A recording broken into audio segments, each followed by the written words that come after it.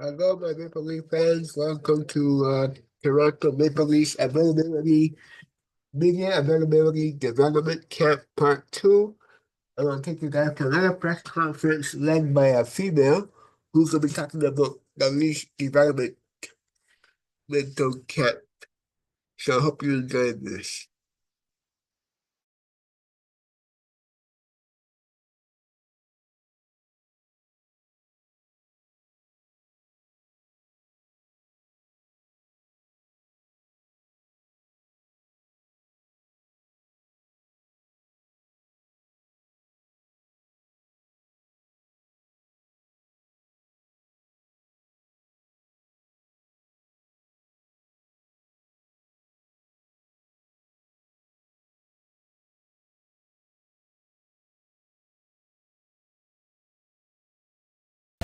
I understand you were pretty busy on draft day. Like, what? How did you find out that you were being drafted by the Leafs? So I was actually at prom. I was with my buddy Hudson Chironi. He had the draft going, but I wasn't too focused on it. Just wanted to clear my mind a little bit, and he was just watching, and the Leafs were up the next pick, and I saw my name, and I was going crazy. I couldn't even believe it. I was just like running around. People I think might thought I was crazy or something, but yeah, it was awesome. Yeah. Were you named Prom King? No, sadly not. I wish I was, but questionable decision after the night that you had. yeah, right? What was the rest of the night like? Oh, it was just like I couldn't even describe it. It was I didn't even know what to think at that point. I was just so out of it. I was so excited. So many emotions going through my mind, and I got to see my family after as well, and it was an awesome experience. Did you have a date? Yeah. What was her reaction? Oh, I think she was more crazy than me. Oh yeah? She was going crazy. She was so happy for me, and it was awesome.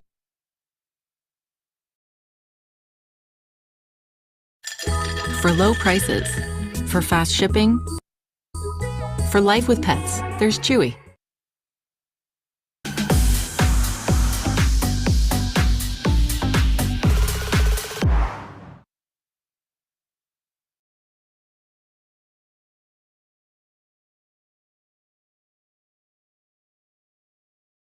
It's awesome.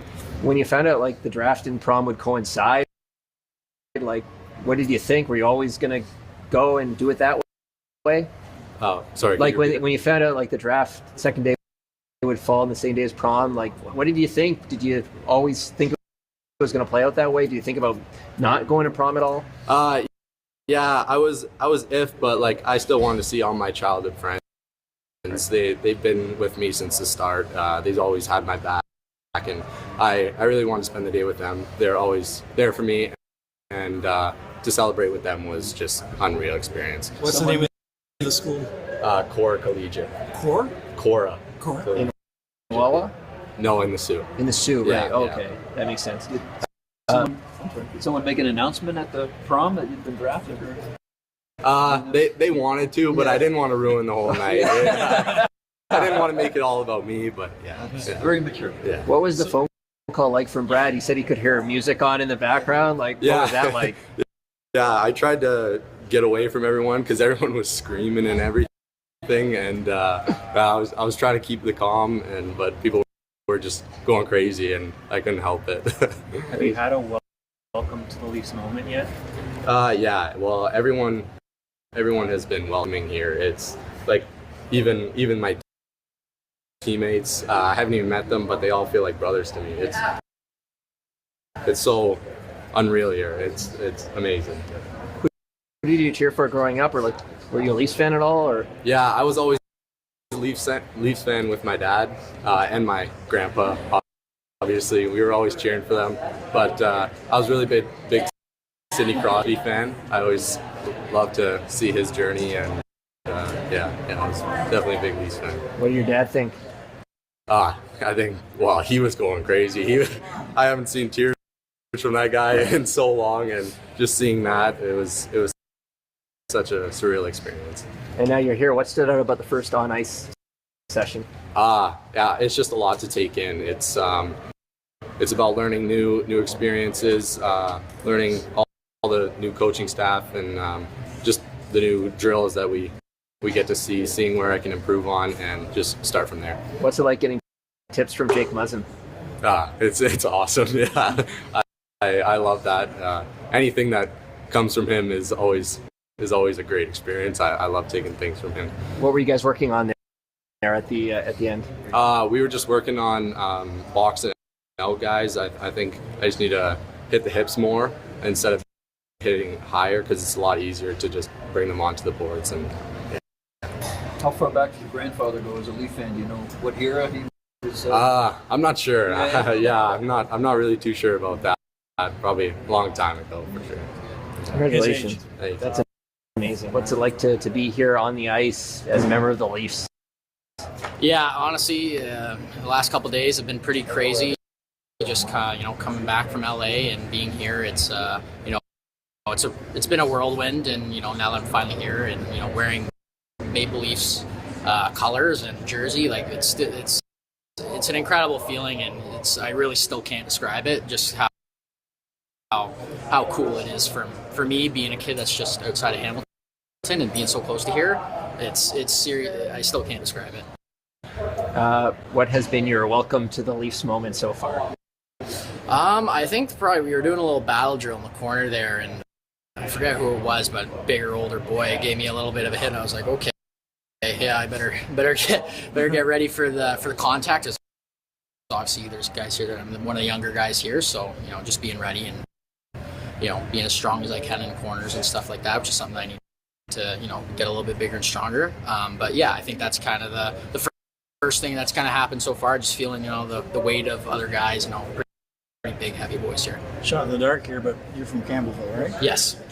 Mohawk a lot? Your family horse people at all? A little bit. My a couple of my agents and stuff like that have horses. A couple of my buddies too, as well. Like, we're not crazy horse people, but obviously with it being so close, I've been to the horse races and things like that, just for being so close, and it's always a good time there. Have you heard from any current Leafs after getting drafted? Yeah, I heard from a few. Austin reached out, which was pretty cool. One of my kind of idols growing up. Getting a text from him was pretty cool. And then Jonnywatts as well reached out, and Nylanders. So three pretty good hockey players to hear from. So that was really exciting. Getting drafted and then hearing from guys like that, and making a little bit of time for me. It was pretty cool. When you look down into your phone in that moment, like what goes through your mind? I didn't know what to say. Like, I remember I was standing there with my dad, and I opened my phone, and it's Austin Matthews, and I'm like, Dad, look at this. And he was like, because both of us Leafs fans, ever since Austin got picked, he's been both of our favorite players. So it was pretty cool. Do you respond? Like, what do you say? Yeah, well, you have to. You have to. Yeah. I responded right away. Okay. Said thank you for his time and stuff, and appreciate the text, because obviously it's a pretty special moment for me, and for him to be able to recognize that and take his time out of his day to do that. It was pretty special. What do you appreciate most about his game? Honestly, I think you can't look past his goal scoring. He's one of the best goal scorers in the world. He try to take things from his game. How strong he is on the puck is another thing that I don't think a lot of people, the average eye wouldn't really notice, but he's so strong on the puck. If you watch him, like we watched video on him today, just so strong on the puck, so skilled. Taking anything from him, you're in good hands, because he's obviously a really good player. Okay, thank you, Todd. Yeah. So give us a sense. What was this draft day like for you? Pretty exciting, and I was shocked when I saw myself get drafted. It's a great feeling, and I'm really grateful to be drafted by this team. Where are you? Yeah. I was at home. Yeah. Yeah, just in my bed, just chilling, watching this draft. You said you were shocked that you were drafted? Like, you must have expected that, or at least hoped. Yeah. Like you said, I hoped that I was going to get drafted, so, and they called my name up, and it was pretty exciting. What stands out about the Leafs and being part of this organization now?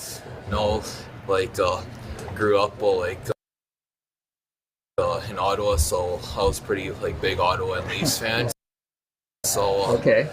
So like I watched a lot of their games during the season, so it's pretty exciting getting drafted. Yeah. Who's your favorite player growing up? Favorite player? At first was like Anthony Duclair. Okay. Then slowly became like David. So yeah. Some good role models. Yeah. What kind of player do you see yourself as when you hit your 20s, your prime? What do you hope to be? Well, I hope to be like a big and strong power forward. Like use my size to drive the net and try to make plays too. What's your focus this summer?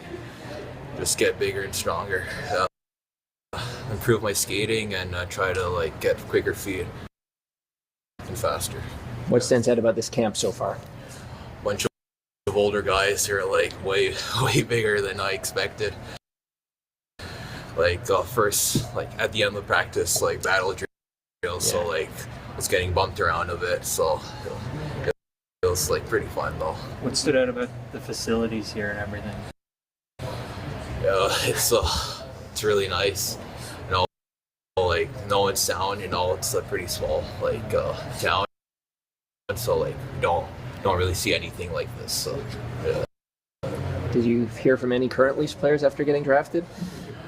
Yeah, like Matthews or Tavares, like it was exciting, like seeing their like texting me and stuff. So yeah, they just wanted to like welcome me and being part of this organization. So yeah, I was pretty pumped. Yeah, when you look down and see that on your phone, what goes through your mind? Well, a lot of things, you know, like they're pro players, you know, like.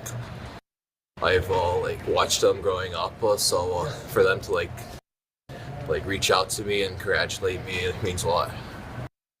Awesome. Thanks, Gary. Yeah. Pleasure, eh? Yeah, thanks. Gary, what's led the decision to keep Boston Easton? So, Boston is still off the ice. Yes, too. off the ice.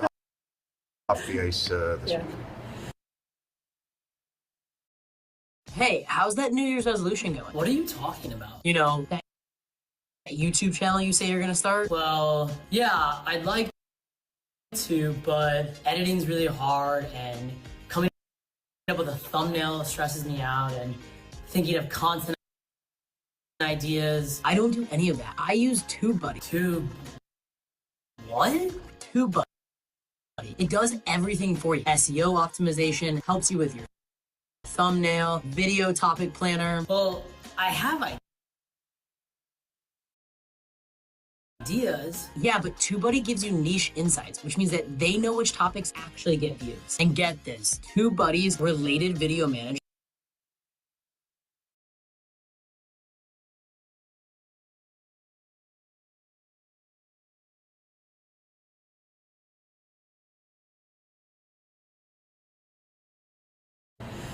well, you know, he's played over 100 games the last couple seasons. Right. So it was more just allow him to have a bit of recovery time, a bit of downtime. He's going to have a big few months here coming up and allow him to train, more importantly, off the ice right now, put on some of the weight that he's lost through the season and just get some rest. What have you made of his progress in the time you've known him? I think he made a big jump this year. He's a great kid. The intangibles that he brings, he plays with a lot of passion, a lot of drive, but just in terms of the way he played and conduct himself as a leader and an impact player, especially in the Memorial Cup, produced, led the team, and the habits that he needs to play pro, we saw improve in the latter half of the year this year as well. What's the next step for him? Like, what do you want him to focus on to make that leap? I think the next step for Easton is the pro habits that we talk about. So in junior, you can get away with long shifts and lagging, not tracking back pucks, things like that. And we talk a lot with him about the things that will translate to being an everyday impactful pro player. So cleaning up those areas of the ice, being able to play on the inside, to play with pace day in and day out, and just to be physically strong so that when he comes in, he can handle the grind that it is. He was talking about the fact that he feels he's really improved from a puck management standpoint. And from your perspective, is that really what he needs to do to get to this level? Like, the skill set's there, but it's how you utilize the skill set? Yeah, he has an NHL skill set. I do agree it is puck management. It's, what do you do with the puck at both blue lines, and, not turning pucks over in soft areas of the ice, being able to drive deep, take the puck to the net, and then hound and hunt the puck, which he does really well, but in junior he could turn it on and off when he wanted to. And so I do think over the latter half of his season this year, we saw a real big improvement that way. How close to NHL ready do you think he is? Time will tell. I guess that's the question that we all are asking ourselves. But the money's on him that he'll be fit enough and prepared enough. The experience to be able to step in and play will be. We'll see probably very quickly when camp starts. What did you think of Parsons and Halakar, that fight? Like, what goes through your mind when you see that? Oh no! Honestly, we don't want guys to fight in development camp. We talk about it. We want you to compete, but no one needs to get hurt. And but those two, that's what they do. It's part of their game, and I think the opportunity arose there where it came up, and so we talked to both of them, and they were fine with it afterwards. Obviously, you don't want to see it, but the game is full of emotion, and you kind of at the same time are happy to see guys playing with emotion and passion that want to make an impact. So there's a fine line to walk, and I'm sure we won't see it again. What have you made of Ben Danforth's progress? Well, Ben has just continued, similar to Easton, to improve. The thing I've noticed is his game is starting to calm down. He's a great skater. He moves as well as anyone on the ice here. Sometimes he tries to do too much when he plays in the OHL and with Oshawa. And we've just been talking to him a lot about taking the time to play calm, getting inside lanes to block shots. He's spent a little bit of time with Chris Tanev this summer already, and I think that's a big influence on him. Just watching day in and out how Chris carries himself. You talked a lot about too working with Jake Muzzin. What's it been like to have someone like that on your staff? Well, I think for these players, they love and look up to the players that played, and anytime a guy like Jake, Chris, Kyle Clifford is around as well. When they talk, the players listen, and they've been through it. They know what it's like, and they bring a lot of wisdom and experience that they can still relate to. So just having those guys around gives an impact that you can only do if you were really a player, and I think that's the special part of it. Is Mark Giordano sort of pitching in that area for this team now? Or? Yeah, Mark's been around. I'm not sure what he's worked out with Tree in terms of moving forward with a role, but he certainly knows the organization. He's been around, and I think is interested in the coaching and development side of things. So we're picking his brain. I mean, I've known Gio for a long time, and again, he's another guy that brings however many years of NHL experience to the table. Yeah. Victor Johansson's put on some weight, as you could probably see. What have you made of the difference between him this year and last year? He has really improved. He put on about 20 pounds, I think, over the last year or so. He said to me today after the fight, "Oh, I've never seen that before on the ice." And I said, "Well, welcome to the NHL." And a big smile on his face. And if you know Victor, he's always got a big smile. He plays with a bit of a mean, nasty streak, but often, they're not fighting over in Sweden like that. So he again, his game has calmed down, but he's an elite skater. He made some really nice plays out there today with the puck, and continues to have more and more composure. He'll play professionally with the SHL and Lexan this year, and look to we really like him. What have you seen of Luke Haynes' development? Yeah, Luke was at our camp a couple of years ago, and then obviously played with the Marlies last year. We think he's a smart, crafty player. He has the opportunity to make an offensive impact. It's going to be, can he play with pace, and what are the other aspects of the physicality and being able to be a good defensive, reliable forward as well. But he brings something offensively that we like in him. You've won at many levels. Cowan's a Memorial Cup champion, and Owen Michaels won NCAA. What's the value of that winning mentality when people like that come into the organization?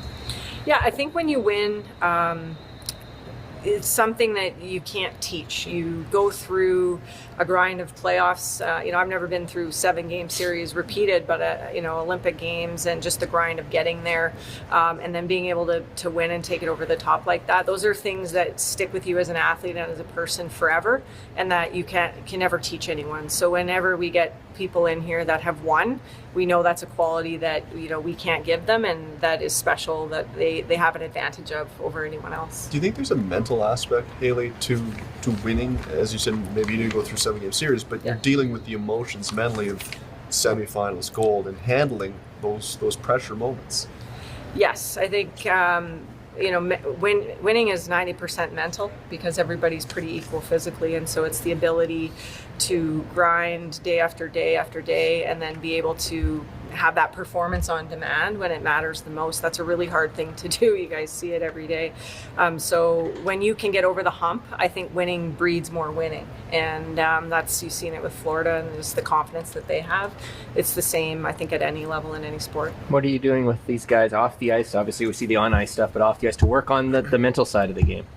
Yeah, we had a session last night on managing pressure and performance, especially here in Toronto. Just some of the unique things that players this age go through, whether it's social media, family, the jump to pro, and the expectations of when you come to Toronto and play for the Maple Leafs. So things like that, we've had them interact with a lot of different players. Wendell Clark was in to speak. We've had Craig Berube address the group.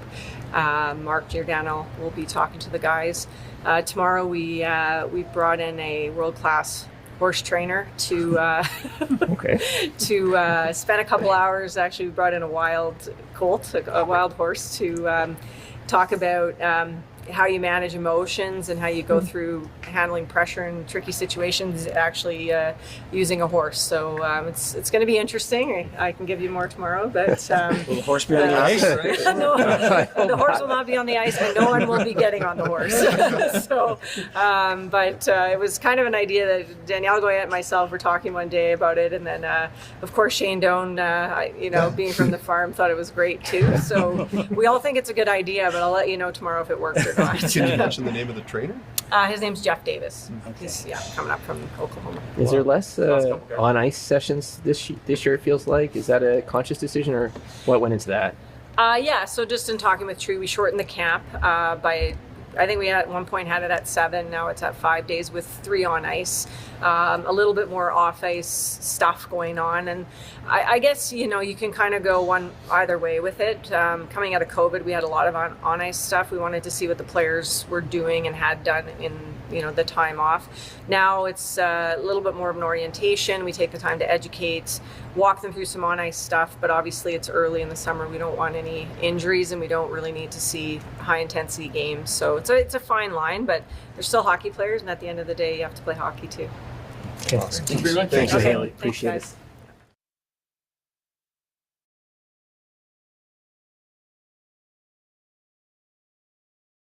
Tesla's stock is crashing. The headlines say Elon's empire is collapsing. But what if they're all dead wrong? Tech insider Jeff Brown, the man who told everybody to buy Tesla back in 2018, says he just discovered the secret breakthrough that will save Tesla. And it's got nothing to do with Tesla's self-driving cars. Jeff, you mind sharing what you found? Well, Chris, it's nothing short of the biggest AI breakthrough we've seen yet.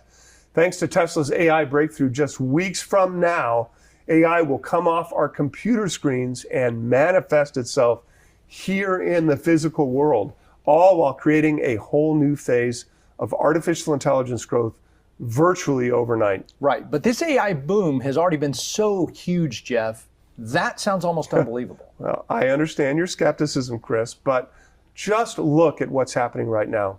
NVIDIA CEO Jensen Huang just announced they're going all in on this technology,